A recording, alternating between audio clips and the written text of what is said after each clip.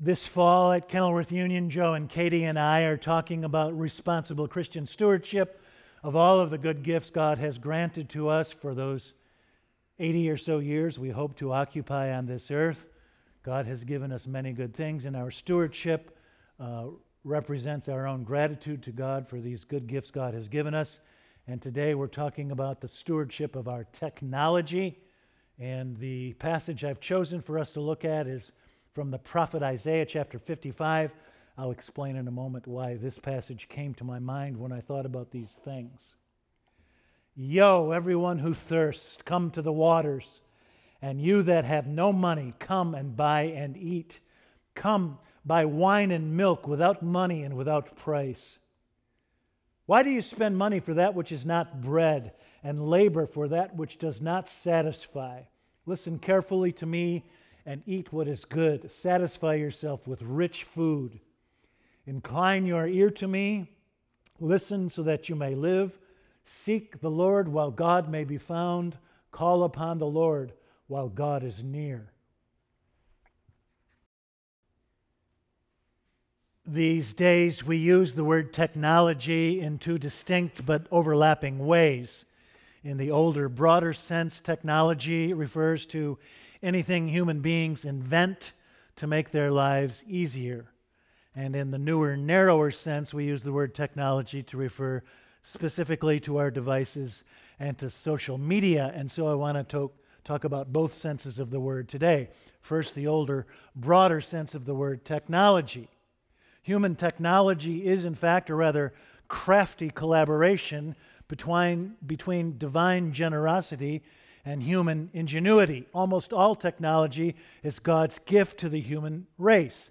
Without it, we die, quite literally, at the age of 30 for most of the human beings who have ever lived on the planet until about 200 years ago. A book is technology. The wheel is technology. A plow, a hammer, a nail, and a fork are technology. Fire is not technology, but a fireplace is.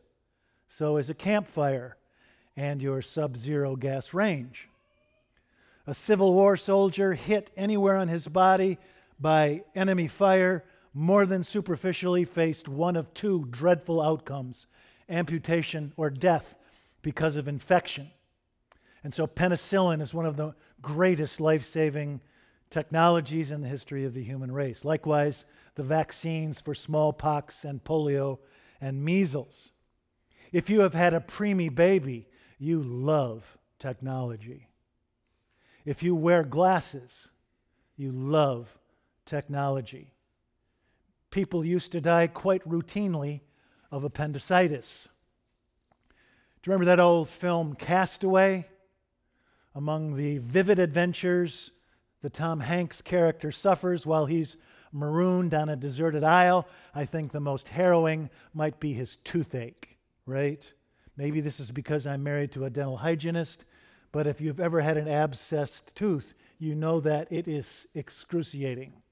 And so on this desert island, the Tom Hanks character is so desperate, he resorts to performing self-dental surgery with the only technology available to him, the blade of an ice skate. Most human technologies are gifts from God. Do you know where the word comes from, the word technology? It comes from the Greek New Testament word tekton. Tekton is an artisan or a craftsman.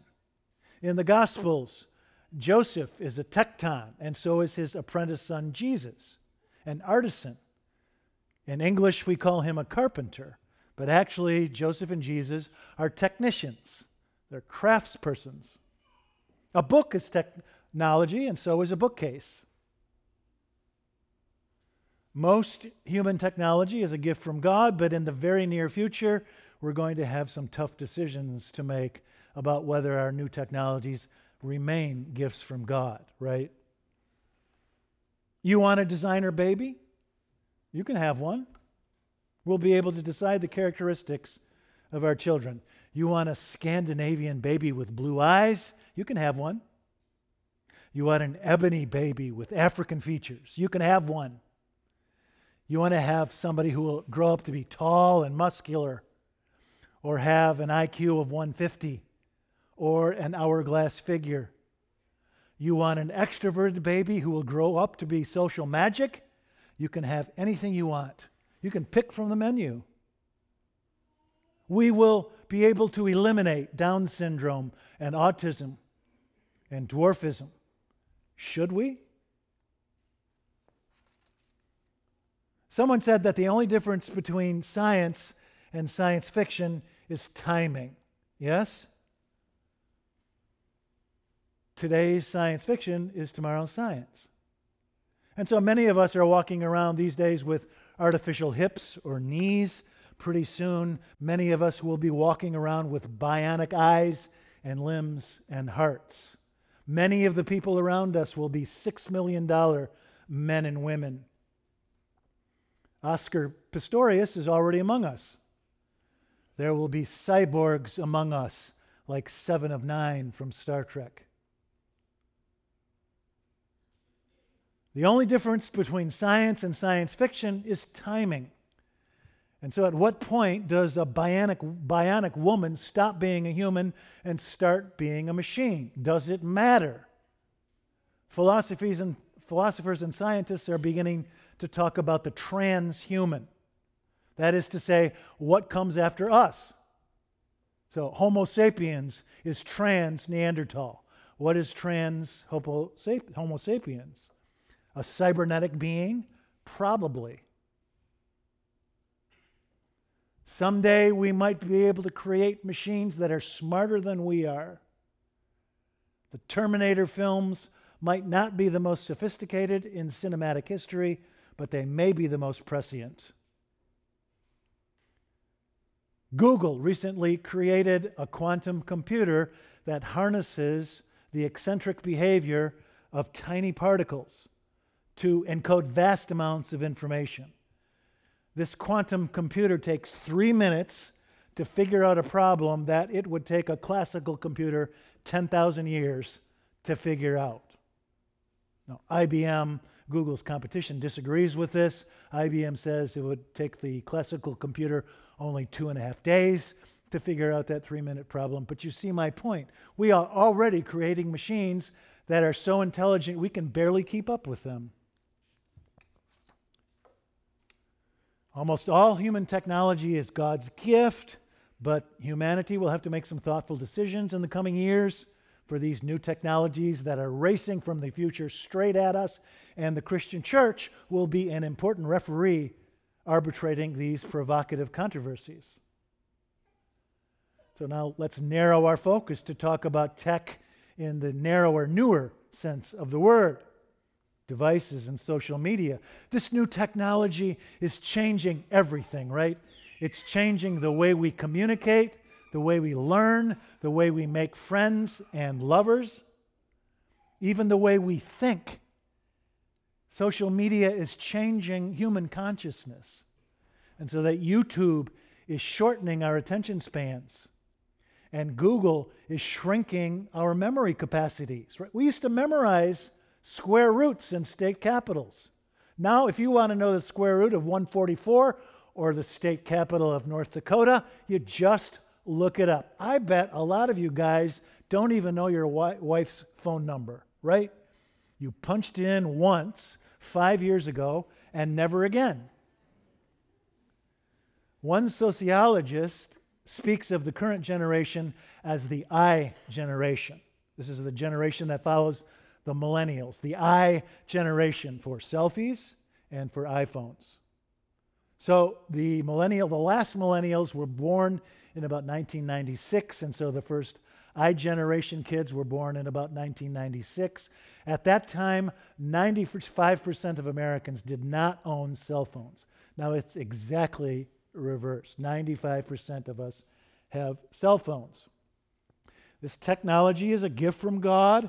It's exponentially expanded our knowledge and our imagination and our commerce and our universe of human connection. You can reconnect with that best friend you haven't connected with since the 3rd grade, or that other best friend that moved to Dubai. It's expanded our aggregate, even of global laughter, right? the stand-up comics on Netflix and YouTube are way funnier than my real friends. Not all of this connection is good. 30% of Tinder users are married. But Steve Jobs created the iPhone and Mark Zuckerberg created Facebook to reduce the distance between us, to shrink the globe, to expand our access to information and entertainment. And there are many great things about it. Our children in the I generation are safer than the millennials were, the generation before. They drink less alcohol. They have fewer auto accidents. They have fewer dates, less sex, fewer teen pregnancies because they never go out. They meet their friends virtually rather than face to face. They're physically safer, but psychologically more vulnerable, right? That's because social media is an unwinnable psychic arms race. We are always comparing our unavoidable, real, shabby, average selves to the false, shiny, exciting, perfect public image of our friends on Instagram. You don't know my unshaven, slovenly, Saturday sermon writing self. You don't know because you never visit my house on Saturday. All you know of me is what I post on Instagram.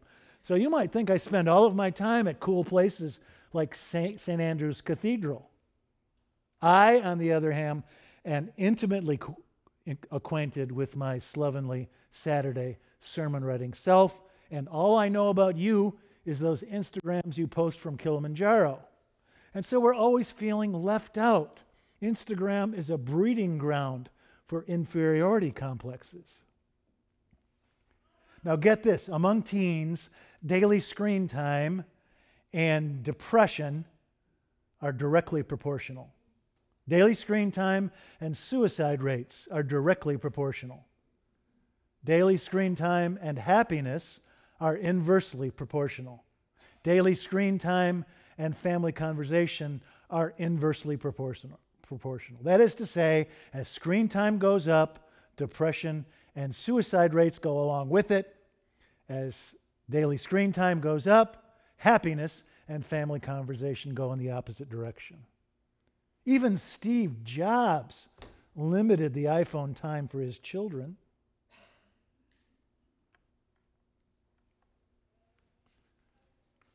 I know this has never happened to you, but I happen to have been at family dinner tables or business meetings where someone was texting or shopping.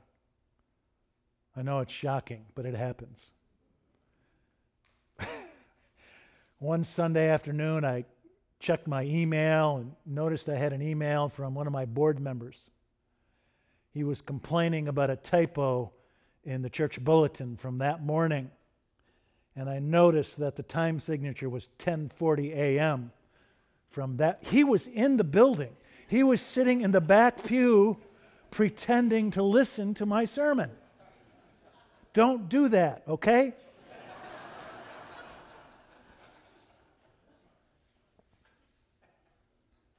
Our devices and our social media stop being gifts when we use them not to connect with flesh and blood human beings, but to escape those folk.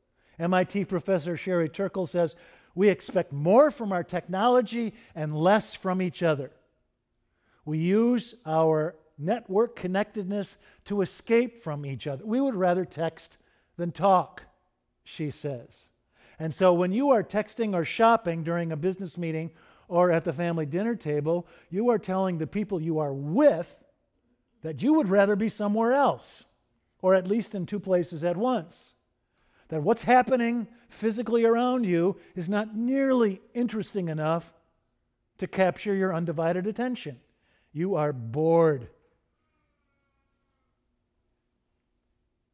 We're using technology, some of us, to escape from the people God gave us to companion.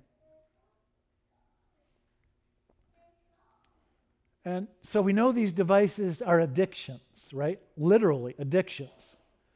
Depending on whom you consult, the average American looks at his cell phone 50 to 80 times a day, or about once every 12 to 18 minutes. And we do this because we're bored. We do this because we're lonely. We do this because our phones give us a dopamine hit, right? Our phones light up the same pleasure centers in our brains that are lit up by alcohol or tobacco or Juul. And we know better than this. We know better. Isaiah asks this plaintive question. Why do you spend money for that which is not bread? Why do you work so hard for that which does not satisfy? Why are you trying to fill your emptiness with something that will never serve that purpose? Seek the Lord while God may be found. Call upon God while God is near. Seek your neighbor while she is near. Find your lover while she may be found. Because after all, does a like on Facebook come anywhere near what you feel when your child or your partner reaches for your hand?